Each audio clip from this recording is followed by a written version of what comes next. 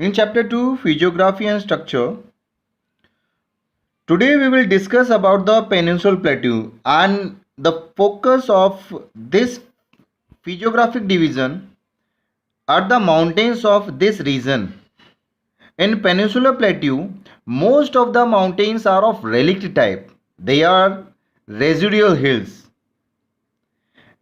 These mountain ranges of Peninsular Plateau are the remnant of the hills and host formed many million years ago, and the plateau of peninsular regions are separated from one another by these hills ranges and with the help of various rivers.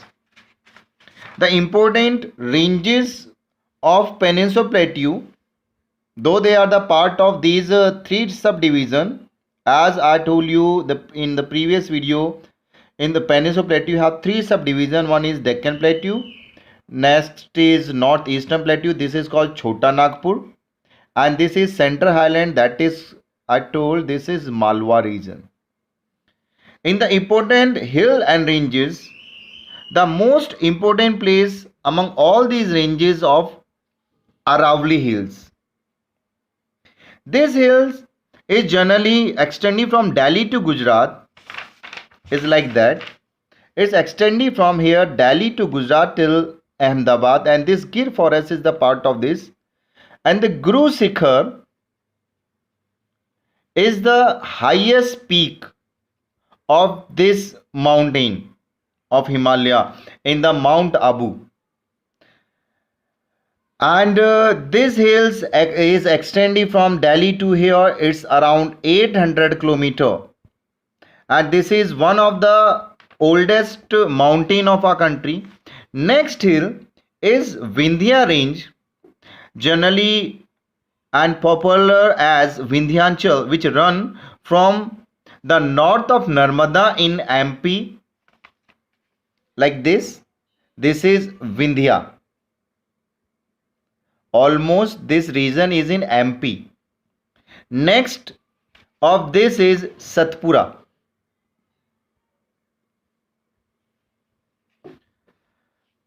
And there is a river, that is Narmada, which is segregate these two mountains. Vindhya is overlooking the Narmada Valley, rises as an escarpment and flanking the northern edge of the Narmada Son Trough, right? It runs less or more parallel to the Narmada river. You can see this is running parallel to Narmada. This is Narmada river and this is running parallel to Narmada from east to west. And this Satpura range is a series of 7 mountains. That's why this is called Satpura. It runs east to west direction parallel to the Narmada in its south through a trough, through a rift valley, and stretches from around 900 km from here in MP near the Mekal mountain till here in the Gujarat. And Satpura, after this is Kaimur range. Kaimur also is the part of Satpura, this Kaimur, part of Satpura in Vindhya mountain. This is extending from Jabalpur in MP to Sasaram in Bihar. From here, this is Jabalpur until it is extended till the Bihar region, right? And next is Mekal mountain. Mekal mountain is the eastern part of Satpura mountain in Chhattisgarh. Panchmadi is the highest peak of Satpura in MP. It's like that. This is Mekal, and it is Panchmadi, which is located here in Mekal mountain. This is the highest peak of whole Satpura and Mekal. This is Panchmadi is most popular hill station of MP and known as Queen of Satpura mountains. Next hill is the Rajmahal Hills. It is located in Santhal Pargana of Jharkhand, located in the northern margin of Gondwana supercontinent, dominated by Santhal people. It's here. This is Rajmahal Hills, right? This border with Bihar. This is Bihar here in its side, and it's Jharkhand. Its border, and this is a region where Santhal tribal communities are living. This is the home of Santhal people, right? And after this, there is one more hills, Mahadev, which are the ranges hills in Madhya Pradesh, state of central India, situated in the northern section of Satpura range. It's here. Mahadev hills are there, right? This Mahadev. Then after this, there is one popular mountain, that is Nilgiri mountains. These are the part of Western Ghat in Tamil Nadu, and Doda Beta is the highest peak. Garo Khasi Jayanti hills are the part of Peninsular Plateau. These are the mountain region that are mainly part of Assam and Meghalaya. It's here. See here in the map. This is Meghalaya. Garo Khasi Jayanti hills are located like that. This whole region is of Garo Khasi Jayantia. It's covered the Meghalaya and Assam part. And there is a plateau in between these, that is the plateau of Shillong and Meghalaya. And at the end, this is Western Ghat and Eastern Ghat. These two mountains are the east and west border of Deccan Plateau. Western Ghats and Eastern Ghats are totally different from each other. You can see here, this is Western Ghat and this Eastern Ghat. Western Ghat extended from here, Narmada River to Nilgiri Hills here in the peninsula. And from Mahanadi, this is Mahanadi River. Mahanadi to this in the southern edge, this is Eastern Ghat. And you can see here how these are different from each other.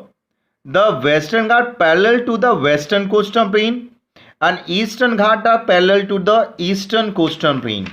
These are western coastal plain and these are eastern Ghat. Both are running parallel to western coastal plain and eastern coastal plain from north to south, right? And these Western Ghats are continuous and regular, and these are discontinuous and irregular. You can see here, these are continuous. There are only three parts: Thal Ghat, Bhor Ghat and Pal Ghat. These are three passes through which this can be crossed. Otherwise, in the Eastern Ghats, there are many rivers: Mahanadi, Godavari, Krishna and Kaveri are dissected this Eastern Ghat at different places. Western Ghat have its own climatic and weather importance. This receive high rainfall and play an important role in the monsoon rain.